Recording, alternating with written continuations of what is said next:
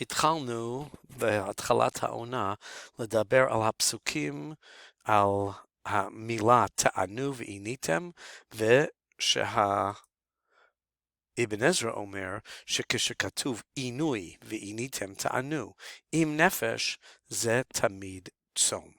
למדנו גם כן שיש עוד פסוק שאומר לא תאונה.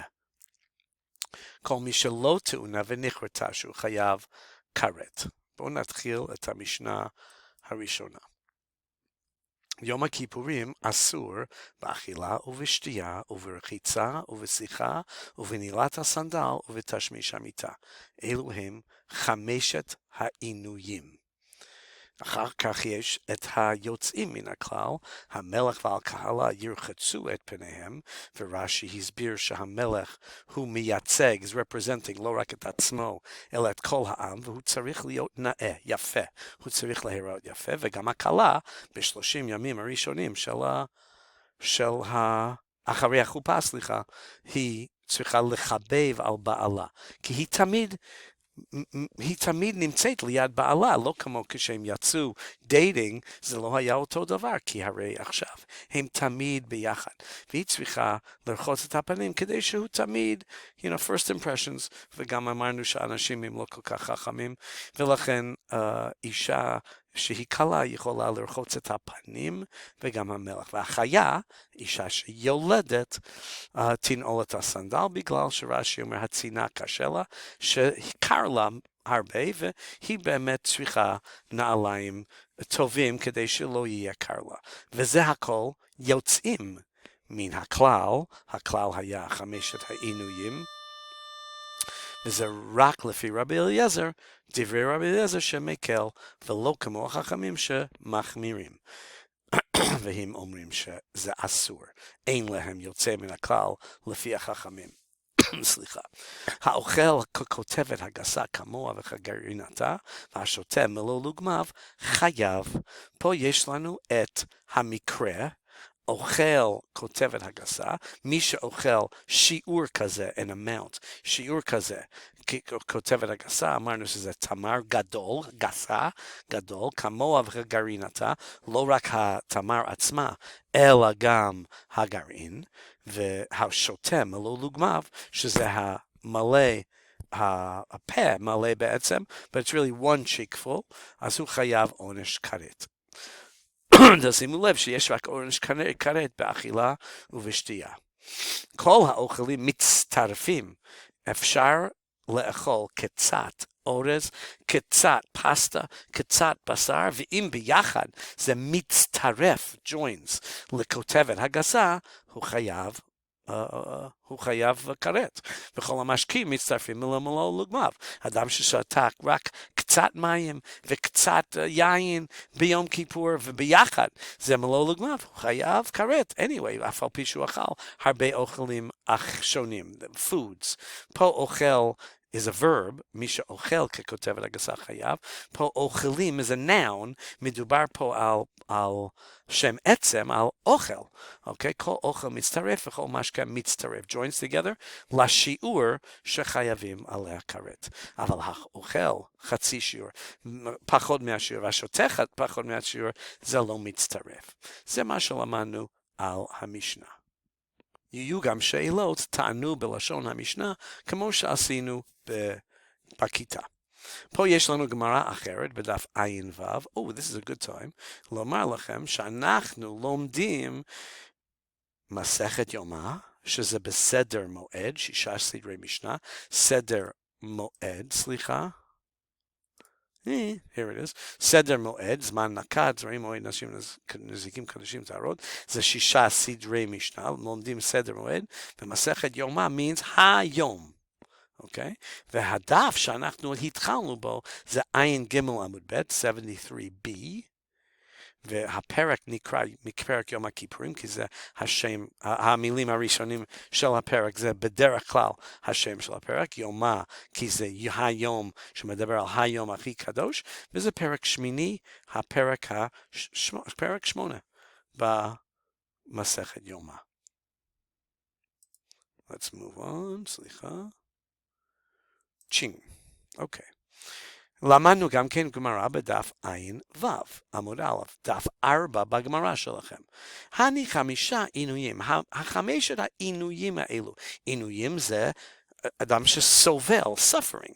5 הדברים שאסורים, so that you suffer. ביום הכיפורים, כנגד מי? לא כתוב מנלן. והסברנו את זה על פי התוספות יום טוב, we'll get to that. לא כתוב מנלן, כי זה לא ממש מקור לפי התוספות יום טוב. אומר רב חיסדא, כנגד, it's parallel to, 5 עינויים, סליחה, 5 פעמים שכתוב את המילה, עיניתם, תענו וכולי, בתורה. שבתורה. איפה? הראשון זה ובעשור, we got it right here, ובעשור לחודש ועיניתם, ואח בעשור, right here, אח בעשור ועיניתם, שבת שבתון ועיניתם, ושבת שבתון, again, ועיניתם, פעמיים, אחד בויקרא ט"ז, אחד בויקרא כ"ג, והייתה לכם, שזה הפסוק האחרון שמביאים 1, 2, 3, 4, 5, 6, whatever, 5, sorry, והייתה לכם, וכתוב גם כן תענו. אז 5 פסוקים שמדברים על עיניתם, 5 עינויים, ולכן יש 5. אבל הגמרא אומרת, הני, אלו 5 הבו, האם זה באמת 5? וענן שיטה תנן, אבל במשנה שלנו, אנחנו, ענן, למדנו במשנה שיטה 6. אומרת הגמרא, לא, זה אין 6. למה אין 6? כי שתייה בכלל אכילה. זאת אומרת שכשאני שותה, זה גם נקרא אכילה. אז כשכתוב במשנה, יום הכיפורים אסור באכילה ושתייה, זה הולך ביחד. כי שתייה is included, זה בכלל אכילה. ולכן, סליחה, הגמרא אומרת, זה הכלל.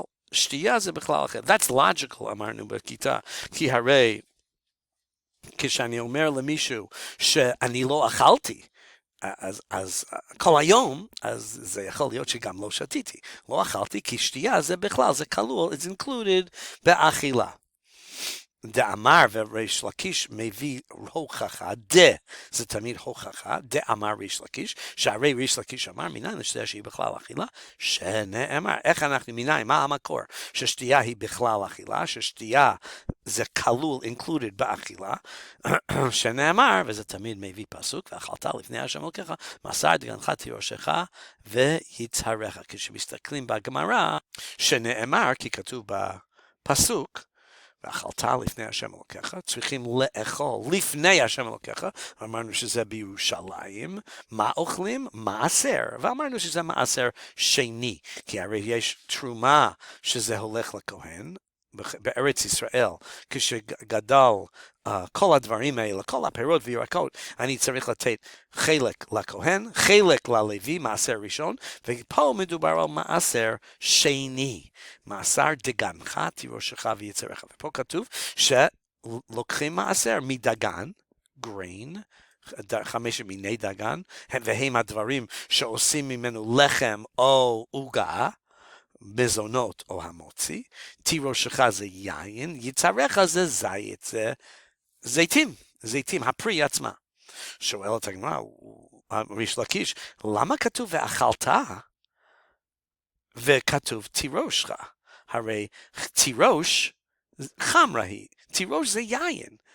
וקריא לי, ואכלת, וכתוב, I'm gonna eat wine, ואכלת יין, זה לא מסתבר. אלא מה? זה ראיה שלפי הפסוק אפשר לומר ואכלת, כי הרי אני מדבר על דברים שאני אוכל, הדגן והיצהר, וכלול בזה גם שתייה, כשמדברים על תירוש. שתייה בכלל אכילה. והדבר האחרון שלמדנו, זה התוספות ישנים ורב אחי גאון.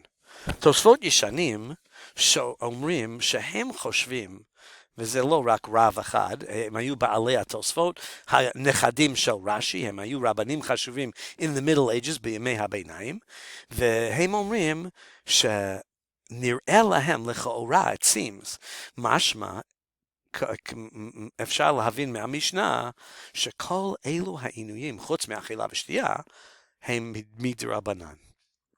כל העינויים, רחיצה, שיחה, נעלת הסנדל ותשמיש המיטה. חוץ מאכילה ושתייה, כולם הם אסורים מדרבנן ולא אסורים מן התורה, והוא מביא שתי ראיות. ראיה, ראיה אחת, הוכחה אחת, מדלקה בהו כרת. רק באכילה ושתייה. אנחנו ראינו שרק חייבים כרת על אכילה ושתייה, ולא על שאר הדברים. מדוע? אומר תוספות יום טוב, כי זה רק דרבנן. ועוד, מדשרינן, מזה שמותר למלך ולכלה לרחוץ, right? מותר להם לרחוץ מלך וכלה. וגם הוא אומר מי שמלוכלך, I fall in the mud, או מישהו נופל בתוך צואה, some dog poop. הוא לא צריך ללכת בכל יום כיפור עם הדוג פופ על היד, מותר לו לרחוץ. מדוע? אם זה אסור מן התורה, can you just say it's מותר? לא, זה לא פשוט ככה, זה אסור מן התורה, יום כיפור, what are you doing? אלא הוא אומר, למה זה מותר במקרים כאלו? כי זה רק אסור מדרבנן, והרבנים לא אסרו את זה במקרה הזה. הרבנים אמרו, we feel bad. אם אתה מלך או כלה או חיה, מותר לכם לעשות משהו. ואם נפלת במשהו, ויש צואה, poop on your hands, מותר לרחוץ את זה, כי זה רק דרבנן.